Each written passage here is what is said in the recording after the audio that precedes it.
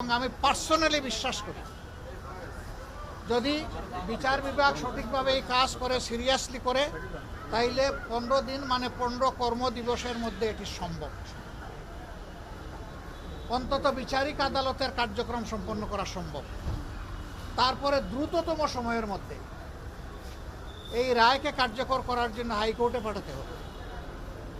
ওইটাও যদি সিনসিয়ারিটি থাকে উদাহরণ সৃষ্টির জন্য ওইটাও 1 মাসের মধ্যে হয়তো বা সম্পন্ন করা সম্ভব।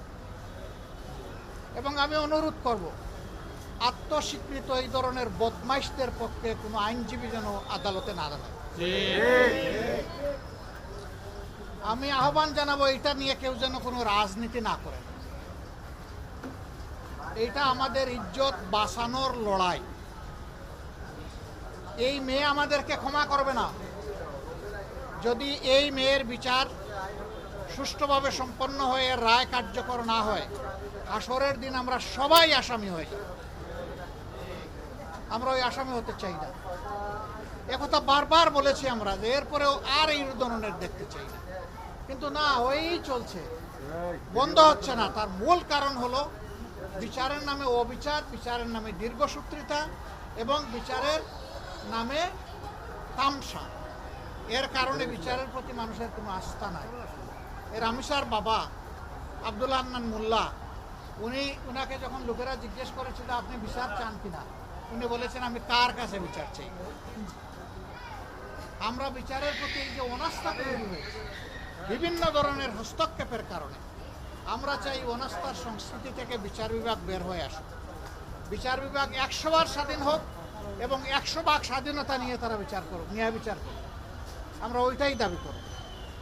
আমরা সারা বাংলাদেশের জনগণের পক্ষ থেকে এই দাবি জানাই যে রামিসার এই বিচার অতি দ্রুত সম্পন্ন করে, যেহেতু সে স্বীকার করে নিয়েছে এবং এইখানে অন্য কোনো আলামতের প্রয়োজন নেই। আলামত একদম স্পষ্ট, সে এবং তার স্ত্রী এখান থেকে কোনোভাবেই রক্ষা পেতে পারে না। এই দুইজনকেই বিচারের আওতায় আনতে হবে। এখন দানাই পানাই করার জন্য আরও কার নাম বলতে পারে, বিচারকে দীর্ঘসূত্রে করার জন্য নাম বলতে পারে, এটি একটা চক্রান্ত। কোনো শয়তান হয়তো এগুলো শিখাইও দিতে পারে। আমরা ওই সমস্ত বিচার নিয়ে, রামিসার বিচার নিয়ে কোনো তামসা করা হোক এটা আমরা চাই। আজকে তার বিচারের প্রক্রিয়া শুরু হওয়ার কথা হয়তো হয়েছে। বাবা তো যার বুকের ধন হারিয়ে গেছে সেই বুঝবে কোন জিনিস সে হারিয়েছে। এই জন্য সকাল থেকে বুকের ব্যথা নিয়ে এখন নিজেই আবার হাসপাতালে যেত। আমরা তো চেয়েছিলাম বাসায় যেতে, কিন্তু যখন খবর পেলাম যে তিনি হাসপাতালেই ভর্তি, তখন চিন্তা করলাম যে অন্তত তাকে দেখে যাই, সান্ত্বনাটুকু দিয়ে যাই, জানিয়ে যাই যে সারা দেশবাসী, সারা জাতি, বাংলাদেশে এবং বাংলাদেশের বাইরে সবাই আপনাদের জন্য দোয়া করছে। উনি বড় আক্ষেপ করে বললেন যে এই দোয়া কি চেয়েছিলাম এইভাবে? আমি বললাম না, এইভাবে চান নাই, কিন্তু আপনি যা চাইছেন তার চাইতে এই ক্ষেত্রে আল্লাহ আপাতত আপনাকে বেশি দিয়েছে। এরকম বহু মানুষ দুনিয়া থেকে বিদায় নেয়। কেউ অন্যের মেয়ের জন্য চোখের পানি ফেলে না, আমার তো পড়েছে এবং আমি বিশ্বাস করি আমার মতো লাখো মানুষের লাখো মায়ের চোখ থেকে পানি ঝরেছে, বাবার চোখ থেকে পানি ঝরেছে, ভাইয়ের চোখ থেকে পানি। কিন্তু এরকম দুষ্কৃতিকারীরা এগুলা করবে আর আমরা চোখের পানি ফেলবো, এটা আমরা চাই। আমরা চাই এই সংস্কৃতি একদম বন্ধ হোক। ইনশাআল্লাহ আপনারা দোয়া করবেন। আমরা সংসদে আছি, আমার উপর একটা দায়িত্ব আছে, সরকারের ভালো কাজে সহযোগিতা করা, দেশে এবং সমাজে এবং সরকারে অন্যায় কিছু হলে তার প্রতিবাদ। 7 তারিখ বাজেট অধিবেশন শুরু হবে।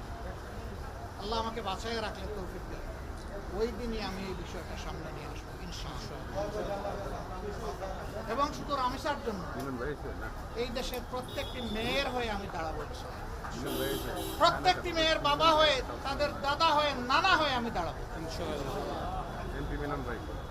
আমরা জানি না কতটুকু করতে পারবো, কিন্তু আমাদের এই লড়াই চলবে এবং আমি বিশ্বাস করি এই লড়াইয়ের শেষ পর্যন্ত মানবতার বিজয় হবে ইনশাআল্লাহ, অসত্যের পরাজয় হবে ইনশাআল্লাহ। আমরা দোয়া করি রামিসাকে আল্লাহ তাআলা জান্নাতে পাক হিসেবে, তার মা বাবা দুজনই অসুস্থ, মা শয্যা চাই, বাবাও আজকে হাসপাতালে ভর্তি হয়ে গেলেন। এই দুইজনকে আল্লাহ তাআলা সুস্থতার নিয়ামত দেয়। তার একটা মাত্র বোন, কচি মেয়ে, বয়স কত, কীভাবে তার বুকটা ধরায় রাখবে? হাত ধরাধরি করে এরা দুইজন কত খুনসুটি করেছে। সেই ছোট বোনটাই চলে গেল ওরে দুনিয়ায় রেখে, ও সহ্য করবে? আল্লাহ তাআলা বলেও সবর করার তৌফিক দান করুন। আপনারা যারা এই ঘটনায় ব্যথিত হয়ে তাদের প্রতি সমবেদনা জ্ঞাপন করেছেন এবং দর্শক খুনির প্রতি ধিক্কার এবং নিন্দা জ্ঞাপন করেছেন, আপনাদেরকে আমি অন্তরের অন্তঃস্থল থেকে ধন্যবাদ জানাই। আমি বলবো যে নীরবে শুধু ধিক্কার এবং নিন্দা নয়, আসুন এই ব্যাপারে আমরা সোচ্চার হই, সরব হই। আমি আপনাদেরকে কথা দিচ্ছি, আমরা এ নিয়ে রাজপথে আসি, আমরা এ নিয়ে সংসদে থাকব এবং এ নিয়ে রাজপথে আপনাদের সাথেও আমরা থাকবো।